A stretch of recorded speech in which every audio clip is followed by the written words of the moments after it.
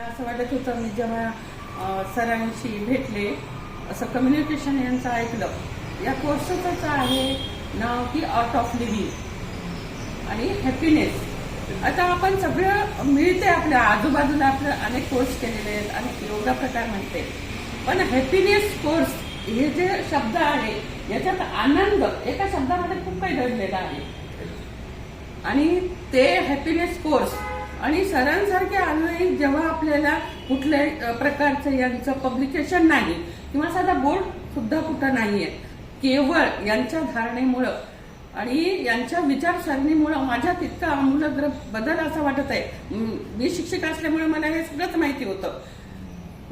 योगाचं ज्ञान होतं, सगळ्या गोष्टीचं ज्ञान होतं, पण मला एक उत्सुकता होती की या कोर्समध्ये मी सुरुवातीलाच प्रश्न विचारला की तुम्ही आम्हाला 6 दिवसामध्ये काय घेणार आहे आणि 3 दिवसामध्ये काय घेणार आहेत. एवढा हॅपीनेस हा लिमिटेड शब्द नाहीये, तर त्याच्यामुळे मला वाटलं की एवढा आनंद कसा काय देणार आपल्याला 6 दिवसांमध्ये सर. आणि सरांनी एवढं आपल्याला जेव्हा म्हटले की नाही तुम्ही सर्वजण एक आहात, एका कुटुंबातले आहात, असं जेव्हा सर म्हणू लागले ना, तेव्हा म्हणजे त्यांनी असा जिव्हाळ्याने प्रश्न केलेला होता की मी तुमचा आहे मार्गदर्शक आणि ते जे माझे अनुयायी आहेत तुम्ही एका कुटुंबातले आहेत. ही भावना सुरुवातीला त्यांनी म्हटलंय की वेगळे नाहीत, तुम्ही एकच आहे. आणि त्याच्यातल्या त्यांनी काय केलं, प्रत्येक दिवशी आपल्याला वेगवेगळ्या ऍक्टिव्हिटी दिल्या आणि त्याच्यात म्हणजे जे योगा, आणि मला माझं योगा करत नव्हते, मी जाते 4 किलोमीटर, पण माझं शरीर मला वाटत नव्हतं की मी योगा करू शकेल. पण एवढं त्यांनी सहजतेने, सुबकतेने आणि आत्मविश्वास भरला सुरुवातीला, आपल्या निर्माण केला आत्मविश्वास त्यांनी की नाही तुम्ही सगळ्या गोष्टी हे करू शकता. एक कुटुंब आहे आणि प्रत्येक ऍक्टिव्हिटी त्यांची जी आहे आपल्याला, आणि त्याच्यातून खूप काही मला सुरुवातीच्या दिवशी मी सरांना माझा अनुभव सांगितला की सर मला पहिल्या दिवशी त्रास झाला, मला रात्री 1:30 वाजल्यापासून माझं डोकं खूप दुखत होतं, मी झोपले नाही.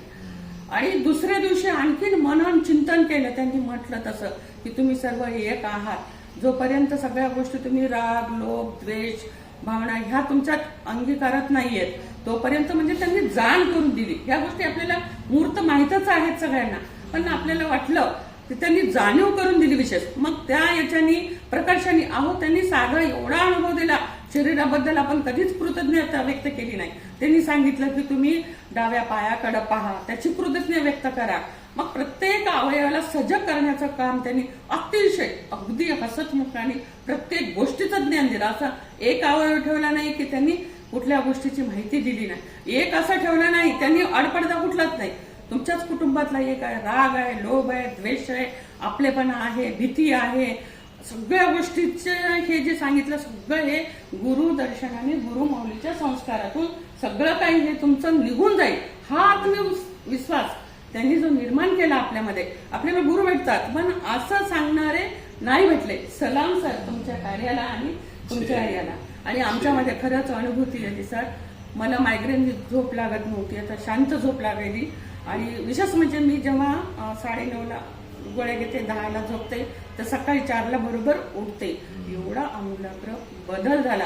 आणि मी तर माझ्या सगळ्यांना, आता भाऊ राहतो जवळ, वहिनी राहते, जावा राहतात, त्यांना पण म्हणणार की बाई तुम्ही जा, तिथं गेल्यावर तुमच्यात खरंच अनुभूती येईल. हे तुमच्यात जी मरगळ आहे की आम्हाला नाही होता, हे शक्य नाही, उठणं शक्य नाही, तर मी त्यांच्यासाठी प्रयत्न करणार की तुम्ही एकदा जा आणि तो अंगीकारा. लहान मुलांसाठी सुद्धा एकदा आपण पॉझिटिव्हिटी झालं, सकारात्मक.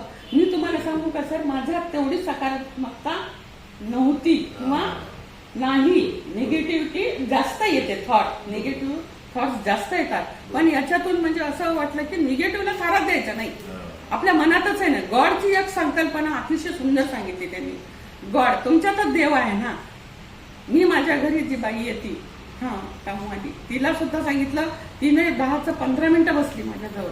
खरंच की हे ताई एवढं आहे की त्याच्यात. मी म्हटलं हो, आणि आपल्यातच देव आहे ग, तिला असं सांगितलं. पण आणि खरंच इथला ब्रह्मदेव माहीतच नव्हता, इथं विष्णूचं वास्तव्य माहीतच नव्हतं, इथं महेशाचं वास्तव्य माहीतच नव्हतं. एवढे देव आपल्या अंतरंगात, याची अनुभूती सरांनी करून दिली. एक पैलू आहे हा. 6 दिवसांनीच घेतल्यावर आपण ओतप्रोत होईल किंवा आपल्या जीवनात अमुग्र बदल होणार नाही. त्याचं सातत्य जे सर म्हटले की 40 दिवसापर्यंत सातत्य ठेवणं हे गरजेचं आहे. कुठलंही काम जर यशस्वी व्हायचं असेल आपल्याला त्याच्यासाठी सातत्य हे राहणं गरजेचं आहे आणि तसं आपण सगळ्यांनी प्रयत्न करूया आणि हॅपीनेस